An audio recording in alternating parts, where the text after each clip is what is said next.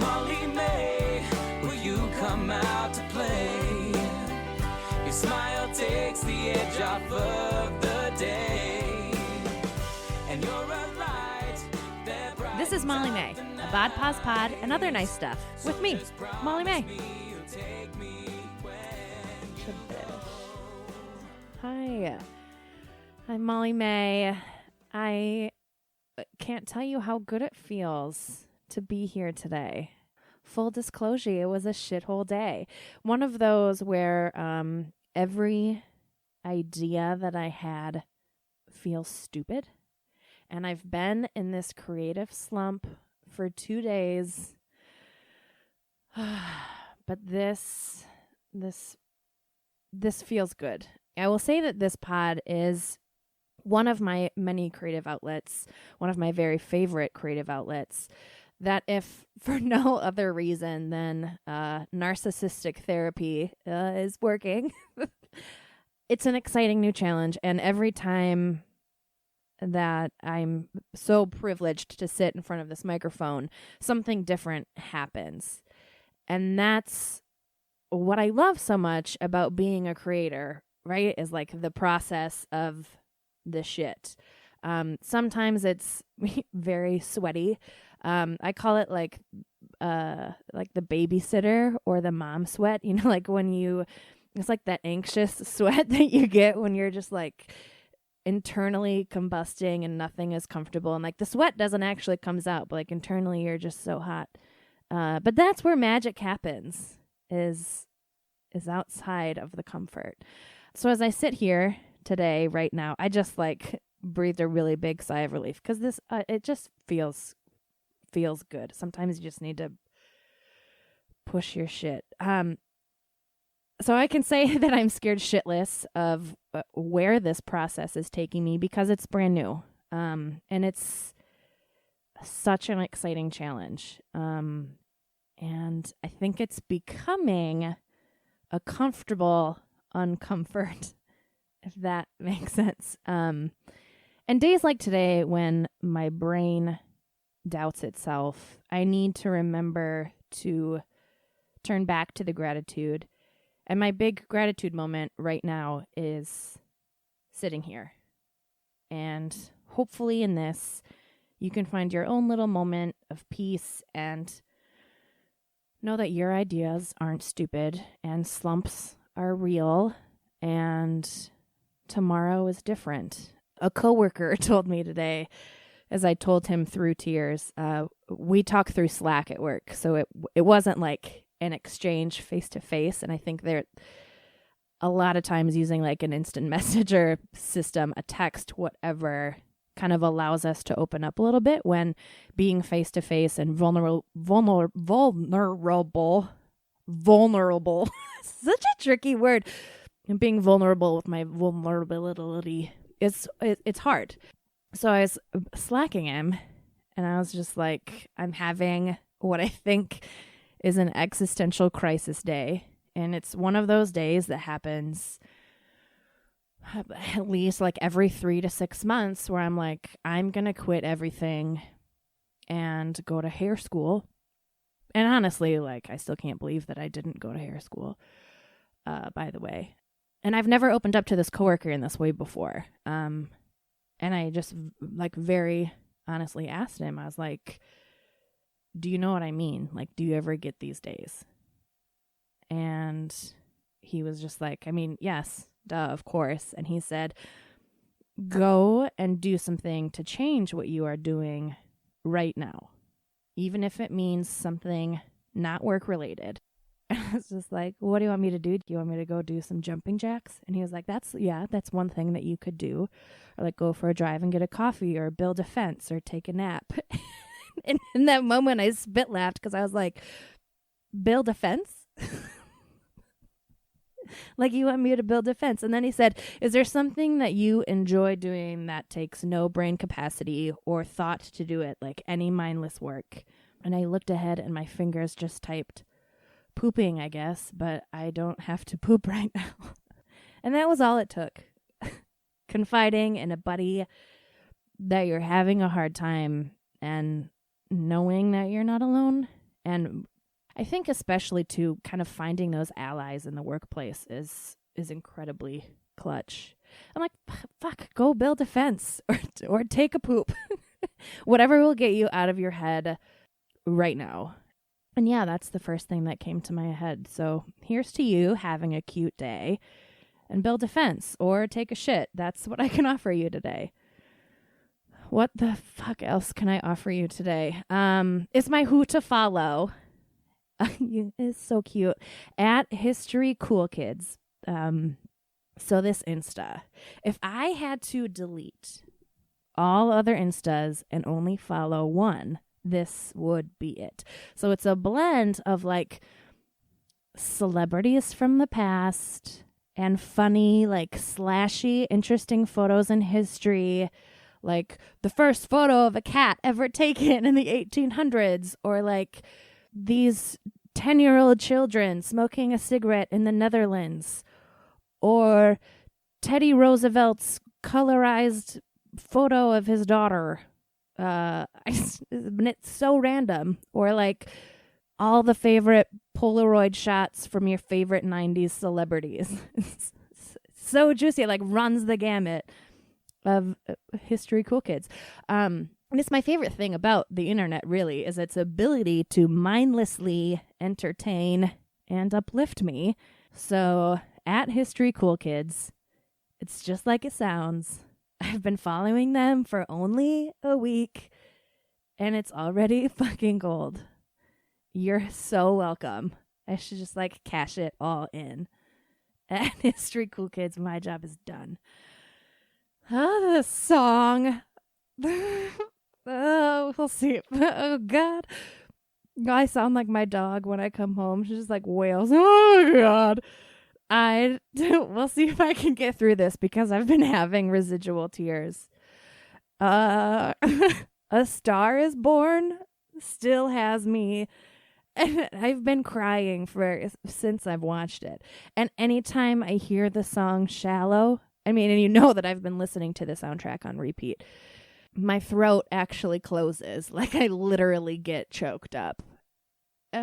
So like if you haven't seen this version, the Lady Gaga, Bradley Cooper version, oh my God. I can't.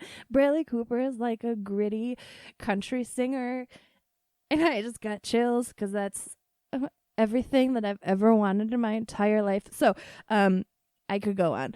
ASIB originally starred, I'm calling it ASIB, A Star is Born.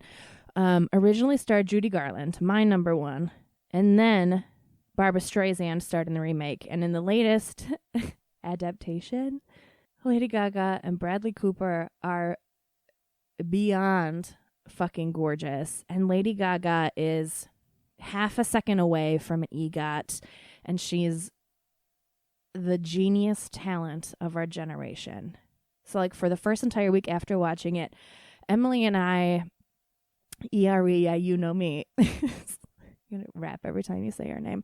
Emily and I were still so captivated that she went as far as, I don't know how or where she figured it out, but she sent me a link to the self tanner that Bradley Cooper uses in the movie because his rustic, gritty complexion was just like so good.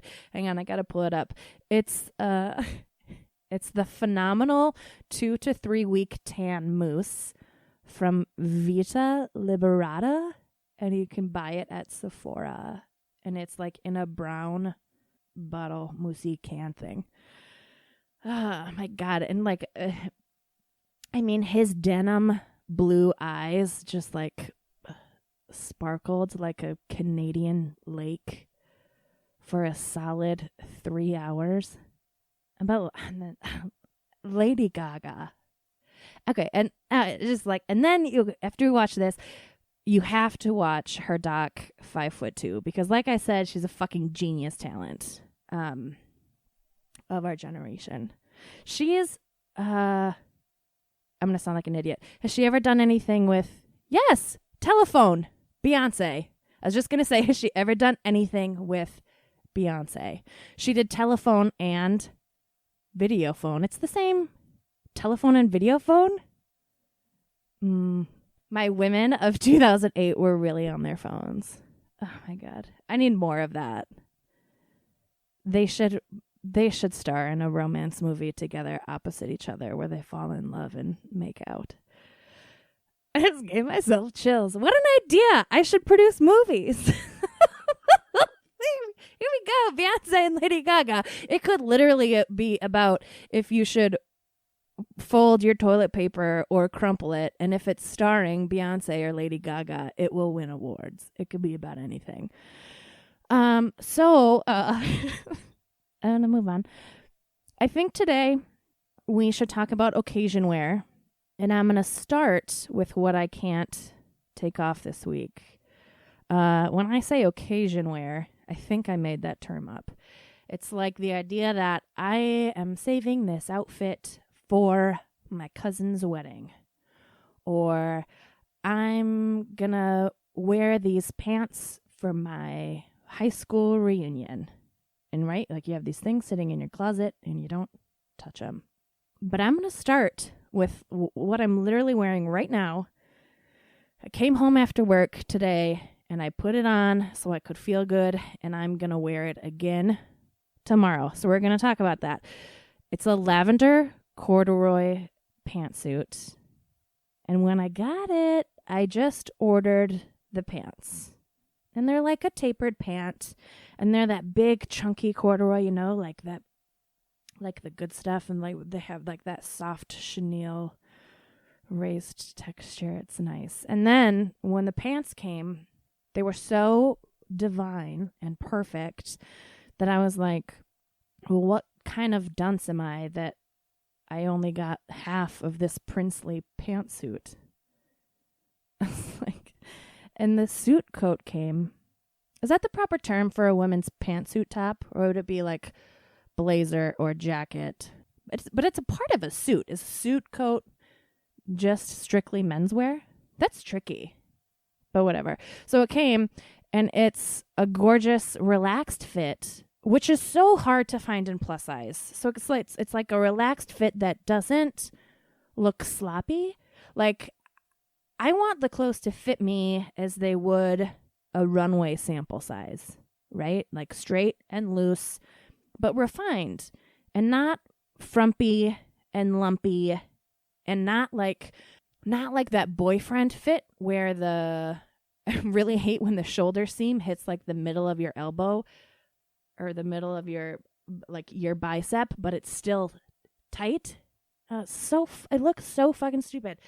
And I'll be honest, it's a very hard look to achieve being plus, is the relaxed fit without looking frumpy, because people don't make it right. And when I'm wearing more of a relaxed fit, I like to refine my hair, my makeup, and my shoe choice to kind of tie it all together. Because if I was wearing like an Adidas tennis shoe with these pants, I'd look like a nursing home escapee. Because honestly, it's kind of the fit, and it's like the difference in completing the outfit, because they are tapered, and I have a bell, and it's not far off. I mean, it's a lavender corduroy pant, so it could easily be from the assisted living home.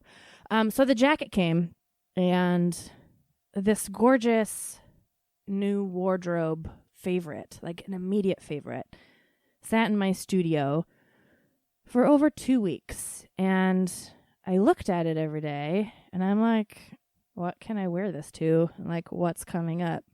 Like, I have a trip to New York planned in 2 weeks. I'm like, that's going to be really perfect for that. And I'm like, why wait? And that got me on this whole diatribe that I guess I'm about to deliver you. I'm going to deliver you to occasion wear.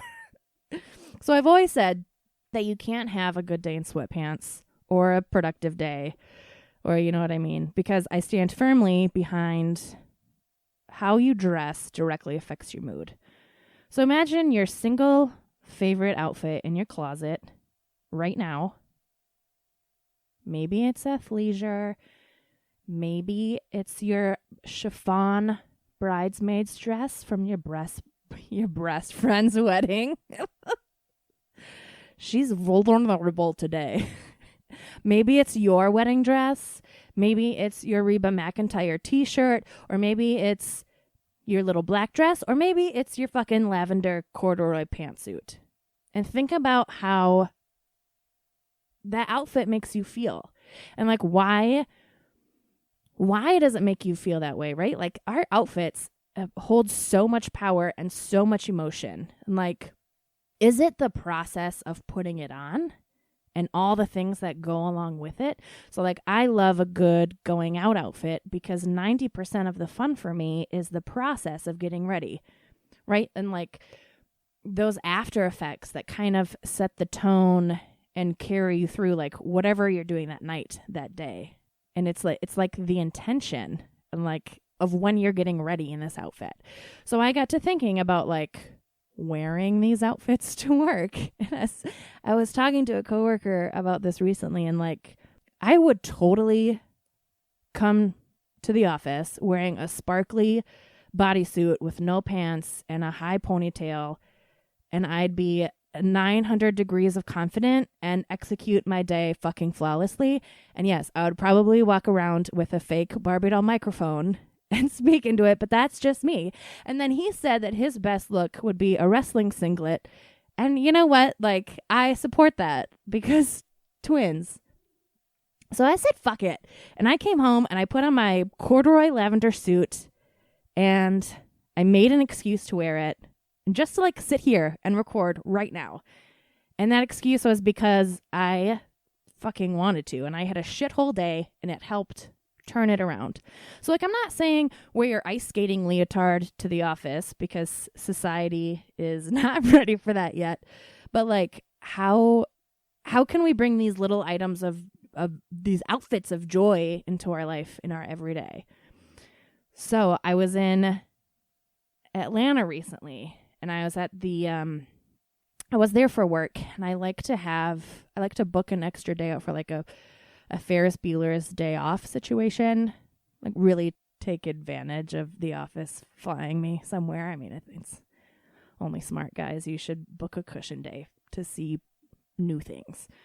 So I was at the Atlanta History Center, and they have gorgeous grounds with like there's like a proper gallery, history, exhibition, museum situation. 33 acres of walkable grounds with like 5 different staged Georgia history homes. And I mean, they did such an amazing job, and I wept. And they do such a good job of telling the story visually of life through Atlanta history, and it was very impactful. So there was one home, a mansion, a home. There's a mansion called the Swan House that is, it's this big old mansion built in 1924, and it was the home that they actually used to film Girl on Fire, Brain on Girl, Jennifer Lawrence, Mockingjay. The bad guy. Who's the bad guy in that movie? That's where they filmed his mansion. They like used that, and it was very cool. We'll figure out his name and we'll put it somewhere. It was in a movie. I just need you to know that. It was a set for Girl on Brain on Fire on Mockingjay. Jennifer Lawrence, that show. So I was there super early, and so I did all of the tours unguided by myself. And I'm in this house, and I go up the stairs, and like, I'm just naturally spooked, I think, because it's in the woods. I got there alone. My accent really came out there. And I'm going through this house alone, and it's a stranger's house, and it's like staged, you know, like old cool mansion homes are, like the historical society. It's like set up like people still live there, but they just have like the cool old like stanchions, so you can't, you know, go past a certain point. So I go up the stairs, and to the right is the parents' bedroom. And I do like the right half of the house, checking it out. And then I go down the hall to the left and I see the kids' room. And through the doorway, there's 2 twin beds and like a rocking horse, and there are like blocks on the floor. And I just like, I got that eerie feeling because I don't know, there are blocks on the floor. It looks like there's going to be ghost children in this room, and I don't want to deal with that. Not going in there. So then I was like, fucking A. Molly, this is so stupid. People are downstairs. They greeted you. They said hello. Make your way through the house alone. Enjoy yourself. This is a historical society museum thing. You did not just happen to walk on this house staged like this in the woods. Buck up. So I go in the kids' room and I immediately look to the left, and there's a fucking woman standing there in a maid's outfit, holding a feather duster with her hands clasped in front of her, just looking at me, and she started to smile. And motherfucker, if I didn't try to throw myself down the fucking stairs. Why do places do this? Like, so she was not a ghost. She was dressed up as a character, but like she was going to talk to me, and she was a real live woman, and she was going to tell me what it was like to live there and wanted to interact with me. And I just like, not cute, not funny, not nice, not appreciated. I hated it. I still hate it. I'm hot. I have the babysitter sweat. I hate places that do that, and I still want to throw myself down the stairs just talking about it. And I mean, like, I fled the scene. I took like half of a second of a look at her, and I'm like, no, fuck this. This is mean. It was just mean. And you want to know how this fits into wear what you want to wear. Because she was a fucking housemaid. There to teach us about history. Forced to scrub the house and look after the children and cook all the meals and sleep in a fucking nook in the attic, wearing hard-soled heeled shoes and stockings and a heavy dress and aprons in this insane fucking haunted house in the fucking southern heat.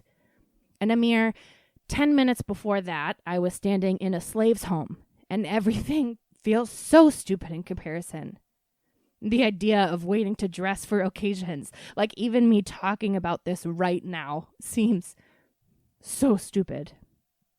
Something happens, to me at least, after having immersive learning experiences with history. And I turn very inward. And while I can't fucking imagine the various states of history that I was immersed in, I think we need to try and let our empathy drive us and teach us and surrender to that and stop letting your fucking brain go apeshit for a fucking minute and feel. There's a pragmatic marketing term, an acronym called NIHITO, NIHITO, and it stands for Nothing Interesting Happens in the Office. But I think maybe it can. Like, if you let your feelings drive you for once. And start from the morning of how you get dressed and how you want to show up and how you want to feel. And then actually feel it. Because your lavender suit just doesn't belong on a trip to New York. Your lavender suit belongs in the office on a Thursday, no matter where your office is, because you fucking can. Love you, Tribish. And if you got this far in the pod, I'm impressed as fuck and really grateful to have you listening. If you want to know more information about me or the show, check out the show page on MatriarchDM.com, where we host all of the What I Can't Take Off, our progressive Spotify playlist from the songs of the week, and obviously the reminder of who to follow for the week, all in a nice little fucking Matriarch Digital Media bow. Theme song is MOLLYMAY by Ben Karen. Like, I'll never get over saying that. It's so good, right?